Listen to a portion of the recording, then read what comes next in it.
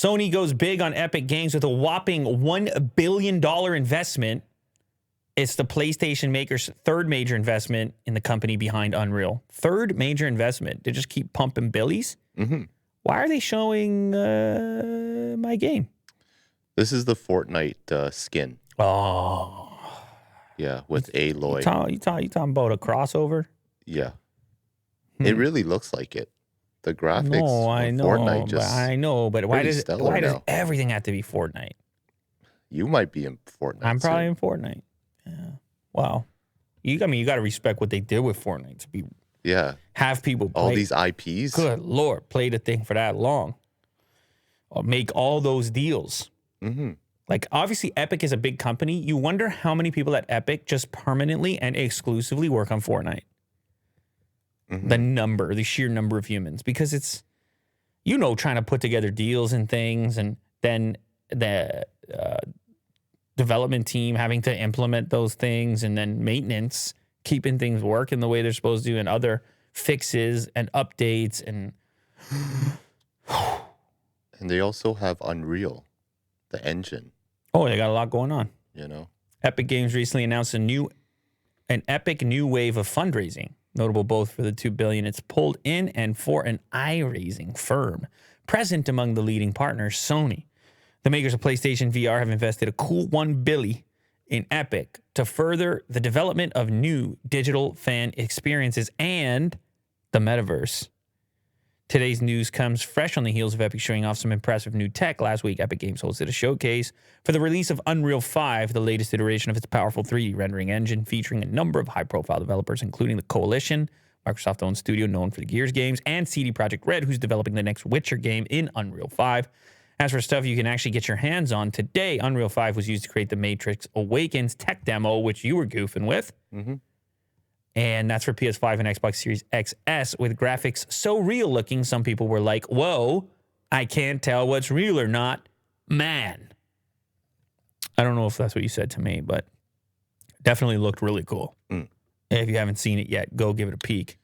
So I guess in 2020, Sony gave Epic $250 million, and then another $200 million, and then $1 billion. So they're betting big. This partnership could lead to some pretty amazing things on the PlayStation. Do you think it's also a way for Sony to compete with Microsoft since they bought Activision Blizzard? Yes, of course, absolutely. But more importantly, if they're talking metaverse, then they're competing with everybody. Everybody who wants your time. The thing about this metaverse proposal, Will, is that there's a whole ecosystem around it, much in the same way that you got youngsters that their default operating system is Fortnite. Just find me in Fortnite or COD or whatever. If you become the metaverse that an individual invests in other words, their wares and skins and progress and friends, and if it happens to be in yours, then there might not be all that much room for all these other ones. Now, how is someone going to decide? Well, you're going to need teams that are capable of putting together the types of experiences which are the most compelling. And if you had to make an argument right now over who has effectively engaged the public in virtual worlds, I mean, you got to put Epic near the top, dude. Oh, yeah, definitely. You got to put Epic near the top. And Activision is another one who has had success in this space. And so the makers of technology, the makers of hardware, they got to look at this and say, okay, if we're going to keep selling these things into the future, we're going to have to compete on a level where these virtual experiences are going to be the one that people choose. The one that people choose. Shout out, Mal. Yeah, and it really is going to be one. Well, it won't be one total. It will be one for you that's the most suitable. I feel like it's going to be one for everyone. Kind of like Fortnite right now. I mean, there's Warzone and Apex. I think there could be dominant metaverses. Yes, clear dominant. But ultimately, what's going to matter is where your investments are, where your investments live. Like our NFTs, where they lie. Well, NFTs, I mean, the hope with NFTs is that they're somewhat interchangeable.